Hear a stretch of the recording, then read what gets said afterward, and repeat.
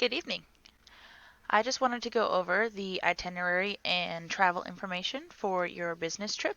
The first thing I would like to go over is the COVID-19. Both Mexico and the United States are currently at a level 3, meaning no non-essential travel.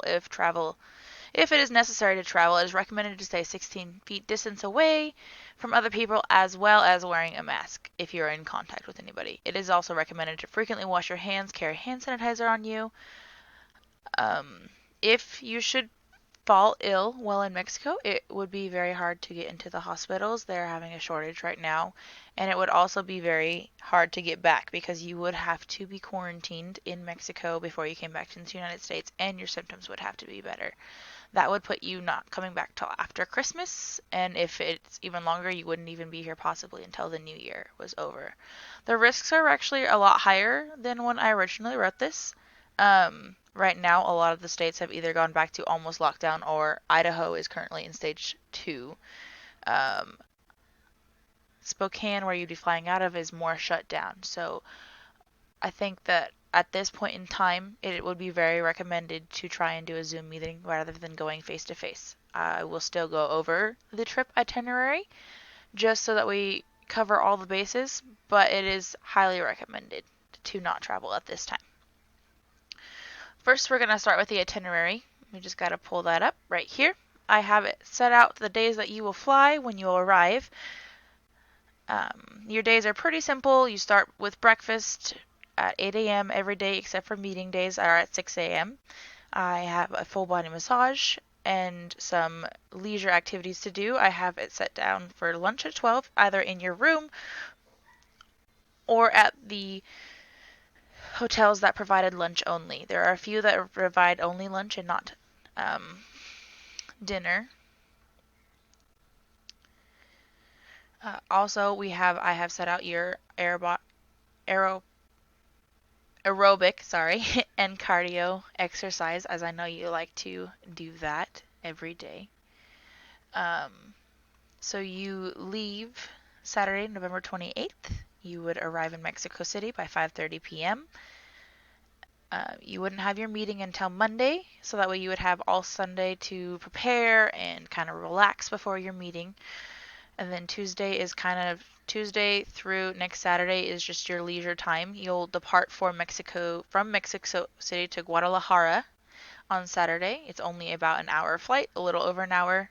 You'll arrive, you'll have lunch, you'll get to have a leisurely day, and then you will have your meeting on Tuesday, as that was what was available. And then you just have leisure time, maybe some business, like depending on if you're invited to some homes for some business dinners. And then you will be leaving the international airport Saturday, December 12th. From Guadalajara to Spokane International Airport, you'll be arriving pretty late. So we have it set up for you to have some meal at the airport. The next we have, since you're going to Mexico City, sorry, it's loading. We have used Delta Airline, Volaris Airline, which is a Mexican airline, and then Alaska Airline. The majority of them is either 1 or 2 stops. The longest flight, I believe, is on the way back, is about 8 hours. And one, I hate to say positive side, but one side to COVID is that the airline, it is a little cheaper than it would normally be, so we would save saving money in our budget. The vaccinations you're going to need that are required and recommended. The required ones are measles, chickenpox, the flu, polio, MMR, diphtheria, tetanus, pertussis, and then the recommended is hepatitis A, typhoid, hepatitis B, malaria, rabies, and then the current health risk is the coronavirus. It's talked about every day. You're only required to have a passport. I also have the maps of each of the airports right here for you. I was able to book you in both Mexico City and Guadalajara at the Marriott hotels. I have their addresses here. I have the amenities. Both do have breakfast. You do have to pay. They have a fitness center and pool at both. Um, the one in Mexico City does have a full service spa, which I did sign you up for, and both have event and meeting centers. I have the cost of each stay here. It is $6.96 for Mexico City and $4.78 for Guadalajara. I have restaurants, what they serve, what time. A lot of them are lunch and dinner or lunch only. There isn't very many breakfast ones. Thankfully, the hotels provide that. And then how far away they are from the restaurants. And then there's also, I took the liberty of looking up some things you can do in your leisure time. There's a lot of museums. There's a lot of outdoor things to do. A lot of tennis and country clubs. All right. So excuse me. The language that is mostly spoken is Spanish. The voltage and frequency are the same as in America. It is 2 hours ahead of us because they are in Central Standard Time. They are very warm in the day during the day, about 70, 75, and then 45 degrees at night. So I would definitely recommend bringing a little bit warmer clothes for sleeping. The only holiday during this time will be the Feast of Our Lady.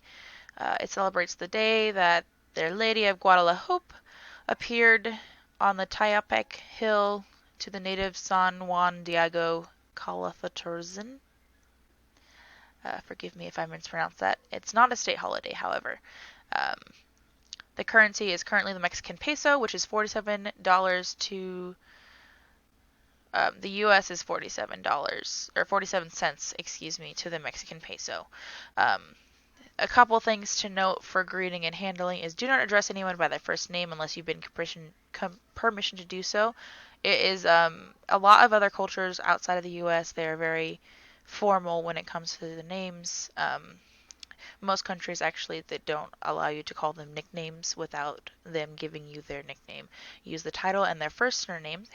Handshakes are generally how one is greeted, but may turn into a hug between men or a kiss on the cheek between women. Business professional attire is a must. They are not into casual attire for business. I also have both of the U.S. embassies, and I have their area codes. Next, we have some meetings and info. Business meetings and info. Business cards are exchanged by all the attendants at the start of the meeting. They're very big on this. And then do not address anybody by their first name, as I said before. Business professional attire is still a must. Seniority is very highly respected. They actually prefer that you talk to someone that is on the same rank as you. They tend to stand closer to one another in meetings as they're friendly and a warm culture. Breakfast and lunch meetings can last for 2 hours. They don't typically conduct business during these. It's just more for socializing and getting to know anybody. If you are invited to a associate's home for a meal, it is best to wear business attire unless otherwise told so, and always bring flowers. It is considered to be polite to bring a gift to with your company's logo. So, say like a water bottle or something else useful as long. And if it's a repeat follow-up meeting, it is recommended to bring alcohol. The day shift in Mexico is 8 hours. These hours can fit flexibly between 6 a.m. and 8 p.m. They typically spend 48 hours on the job during the work week. Always be on time. They are not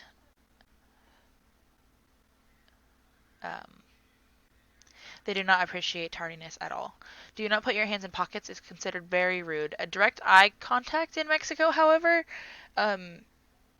can be seen as aggressive between those of the same gender, or it can be flirtatious to someone of the opposite gender. So just be careful with that. Just kind of take cues from those around you. And that is about everything. Again, I just want to highlight the COVID-19. Last week we're at level 3, meaning no non-essential traveler. However, as we get closer and cases keep climbing, they are probably going to restrict it even more to no travel outside of the border. So I would highly suggest looking in to see if there's a way that we can make a Zoom meeting. However, if this is an essential business meeting for our company, then just tread very carefully. Thank you.